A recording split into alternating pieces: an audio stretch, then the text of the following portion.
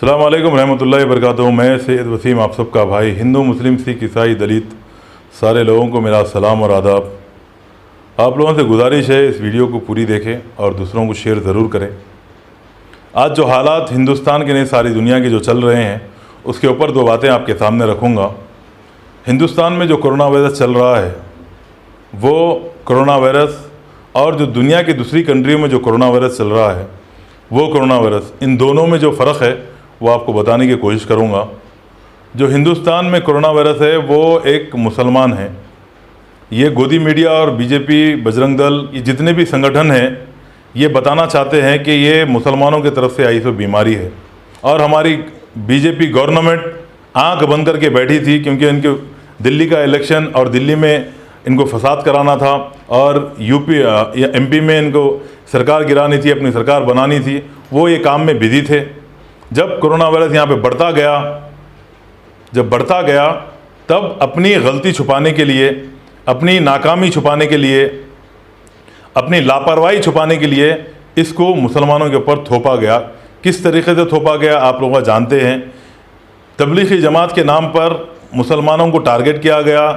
तबलीगी जमात के नाम पर एक प्रोपोगंडा चला पूरे हिंदुस्तान में, नेशनल मीडिया पे, कि ये कहकर के मुसलमान हिंदुस्तान में कोरोना वायरस फैलाए। आपको दो बातें सामने रखूंगा। सबसे पहली बात यह है कि मैं एक मुसलमान हूं और मैं एक इंडियन भी हूं, हिंदुस्तानी हूं, और मुझे फ़ख्र इस बात का कि मैं एक हिंदुस्तानी मुसलमान हूं। और हम मुसलमान हिंदुस्तान में 800 साल से ज़्यादा हुकूमत कर चुके हैं। उसके बाद 200 साल की हुकूमत जो अंग्रेज़ों की थी, और अंग्रेज़ों ने जब जुल्म ज़्यादती हिंदुस्तान में की, लोगों को ग़ुलाम बनाया, उनके ऊपर जुल्म किए, तो उनके ख़िलाफ़ आवाज़ उठाने वाले, हिंदुस्तान की आज़ादी के लिए आवाज़ उठाने वाले भी हम मुसलमान ही हैं। हम मुसलमानों ने इस देश के लिए अपना जान और माल, हर वो चीज़ लुटाए हैं और लुटाते आए हैं। हमारा खून दिए, हमारा माल दिए, हमारी जान दिए, हर वो चीज़ दिए हम हिंदुस्तान की आज़ादी के लिए। लेकिन फिर भी हम मुसलमान आज तक भी मज़लूम हैं इस देश में और बदनाम भी है। तबलीगी जमात को टारगेट करना यानी मुसलमानों को टारगेट करना था। दाढ़ी टोपी, उनके कुर्ते पजामे को देखकर सारे हिंदुस्तान में सब्ज़ी वालों को नाम पूछ के मारा गया, फ्रूट वालों को मारा गया, आने जाने वालों को मारा गया। और पुलिस वाले जो लॉकडाउन के नाम पर लोगों को मारे हैं, कई लोगों के पैर तोड़ दिए, हाथ तोड़ दिए, कई लोगों की जान ले ली, अपनी दुश्मनी निकाले। जो पुलिस वाले आरएसएस की सोच रखने वाले हैं वो अपना इस तरीके से जहर निकाले, अपनी तरह से दुश्मनी निकाले।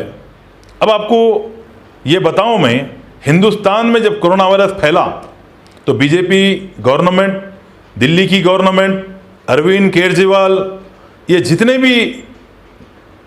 जितने भी जो दल्ले हैं आरएसएस के, ये पूरे लोग मुसलमानों को टारगेट करें, मुसलमानों का नाम बदनाम करें और अपनी गलती छुपाए।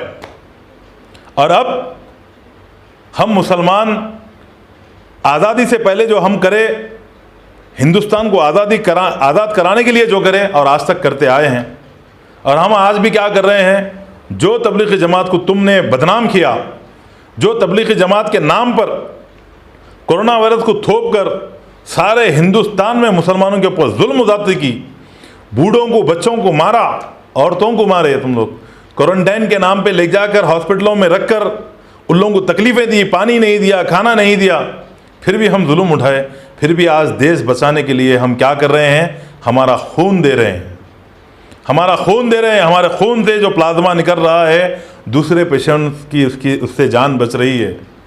हम देश को बचाने के लिए हैं, हम देश को बचा रहे हैं। जब सभी ने, इसके ऊपर मैं एक छोटा सा शेर आपको बोलूँगा, जब सभी ने तहमत वबा हम मुसलमानों पे रख दी, जब सभी ने यानी बीजेपी, गोदी मीडिया, आरएसएस, बजरंग दल, जितने भी लोग हैं, जब सभी ने तहमत वबा हम मुसलमानों पे रख दी तो अल्लाह ने भी हमारे खून में शिफा रख दी। हमारे खून से लोग आज प्लाज्मा निकाल के इलाज करा रहे हैं। हम मुसलमान फ़ख्र करते हैं कि हम हमारे देश को बचा रहे हैं, हमारे हिंदू मुस्लिम भाइयों को बचा रहे हैं, सिख ईसाई दलित भाइयों को बचा रहे हैं, अल्हम्दुलिल्लाह। और आप देखिए ये आरएसएस, बीजेपी, बजरंग दल के जितने भी भगवा आतंकी है वो कहाँ हैं? हमारा देश बोलने वालों, हिंदुओं को बचाने वालों, देश को बचाने वाले कहाँ हैं? शराब पी रहे हैं। आपको पता है शराब से जान जाने वाली है, शराब पीने से लोग मरने वाले हैं। कई जगहों पे लॉकडाउन से पहले या कोरोना वायरस से पहले शराब की भट्टियों पे रेड डाला जाता था। शराब के लाइसेंस, शराब जेन्युइन है नहीं है, सारी चीज़ें देखी जाती थी। और ये कोरोना वायरस जब से आया तब सारे चीज़ें बंद हैं।